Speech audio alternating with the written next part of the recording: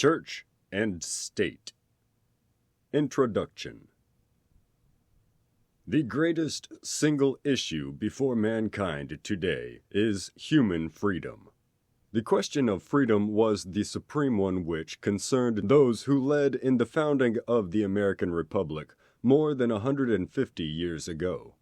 It was their desire for freedom which resulted in the Declaration of Independence, the formulation of the Federal Constitution, and the founding of the United States.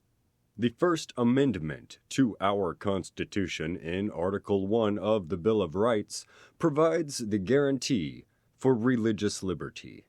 We should note, however, that this guarantee is directly followed in the same amendment by other guarantees of civil liberty.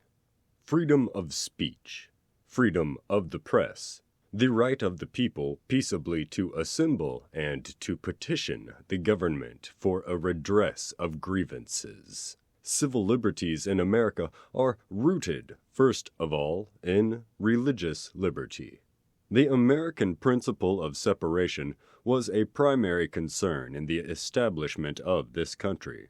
The adherence to separation was, Anson Phelps Stokes has pointed out, both a matter of principle and expediency.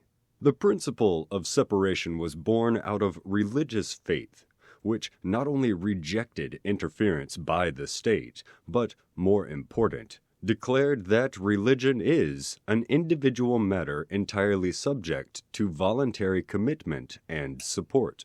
It was a matter of expediency that religious liberty be maintained in the midst of a multiplicity of religious beliefs. The significance of the subject.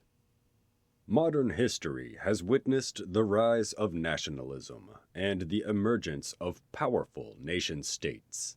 In no period has this been more apparent or more accelerated than since World War I. The totalitarian state has assumed unprecedented authority and threatens civilization and humanity as a whole. There has been the continued advance of the church, but not without conflict with the modern state. Man finds himself confronted by loyalty. The very fact that their functions overlap can create tensions between church and state. The significance of the principle of separation in American history has too often been ignored or overlooked. It represented, on behalf of the Founding Fathers, a bold experiment unparalleled in human history.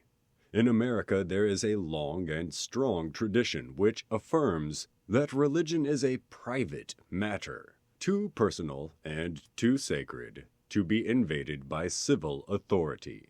The guarantee of religious liberty through the American principle of the separation of church and state has been a formative factor in the development of America and has contributed much to the vitality of American religious life.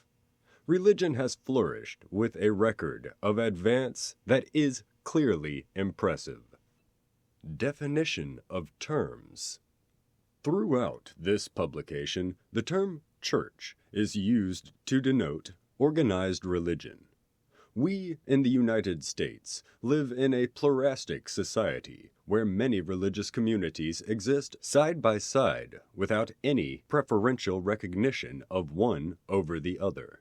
Our three major religious faiths are Protestant, Roman Catholic, and Jewish, listed in the order of their relative numerical strength. The term state denotes civil or political authority. It is the instrument of government used to maintain order, provide for defense, and promote the common good. In America, this includes local and state governments as well as the United States government. As Anson Phelps Stokes has pointed out, the state should not control the church, nor the church the state, but both exist to serve the nation and the world in their respective fields. Religious liberty has been variously defined by different religious adherents. In the American tradition, religious liberty means the fundamental right to believe and practice one's religion according to the dictates of one's own conscience without compulsion or restraint, as long as it does not conflict with the fundamental human rights of those holding other convictions. The terms religious liberty and separation are inseparable in American history and thought, and therefore are generally used interchangeably. By definition, they are distinguishable, but to Americans, they belong together as indicated in the United States Constitution, Amendment 1. Congress shall make no law respecting an establishment of religion, or prohibiting the free exercise thereof. The Founding Fathers inaugurated the plan of the separation of church and state as a means of implementing the principle of religious liberty. Relationships between church and state. There are present today various forms of relationships between church and state, each of which has a definite bearing on the principle of religious liberty. They may be classified broadly into 4 categories. First, there are those nations which have separation of church and state, while usually maintaining a friendly attitude toward religion in general. In this instance, the nation attempts to maintain a strict neutrality as between various faiths, thus assuring complete freedom to all religious groups. In such nations, all religious organizations enjoy, in principle at least, equal status before the law. This pattern prevails today in such countries as Brazil, Chile, Uruguay, and particularly the United States, which first implemented the principle of separation. There can be no question but that this policy assures a greater measure of religious freedom for all religious groups than any other relationship of religion and the state. Second, there are those nations which maintain an established church or state religion. This arrangement has existed for centuries in almost all of the older countries of the world. In many instances, it has meant the exclusion of any religion other than that established by the state. Certainly, it has generally meant discrimination against all other religious groups. Today, this relationship still prevails in many countries of the world, such as Sweden, England, Colombia, and Peru. In some of these countries, such as Sweden and England, other groups are relatively free. In others, such as Colombia and Peru, other forms of religion are tolerated. That is to say, they do not enjoy religious freedom and are therefore subjected to varying degrees of discrimination from country to country. Here, it should be noted that there is indeed a vast difference between religious tolerance and religious liberty. Third, there are those nations where the state becomes the church. Here, the pattern of development is beyond the idea of a state church and is best described as a church state. The state functions as a church. In a sense, this may be a description of the modern totalitarian state, when it assumes all the functions of the church, with its dogmas and fanatical demands of supreme allegiance, and makes an absolute claim on the lives of its citizens. This is virtually the situation which prevails in Spain today, where the state has become a church. It properly describes also the tradition of Muslim countries of Afghanistan and Egypt. This pattern prevailed in Europe during the Middle Ages when the state became a church and characterized the Shinto state of Japan prior to 1945. It prevails still in Buddhist countries such as Tibet, Burma, and Thailand.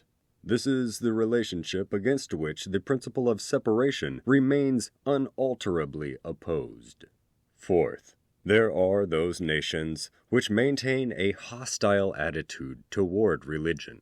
This attitude is a modern phenomenon largely limited to the 20th century. It has been fostered by the development of political totalitarianism, as in the case of Nazi Germany and the modern fascist state.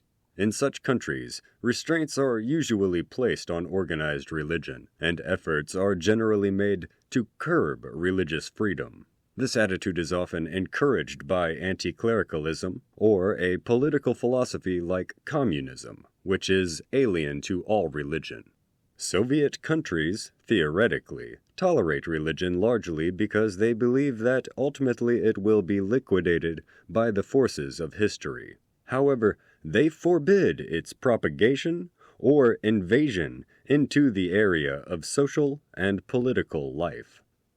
Special notice: Church and State has been published by the Supreme Council of the 33rd Degree to help inform our people of the attempts being made to weaken or destroy the wall of separation between church and state. Additional copies are available at the nominal price of 15 cents each, up to 500 copies. 500 or more, 10 cents per copy. Order should be accompanied by payment in check or stamps and addressed to the Supreme Council of the 33rd Degree, 1733 Tech 16th Street, NW, Washington, 9, D.C.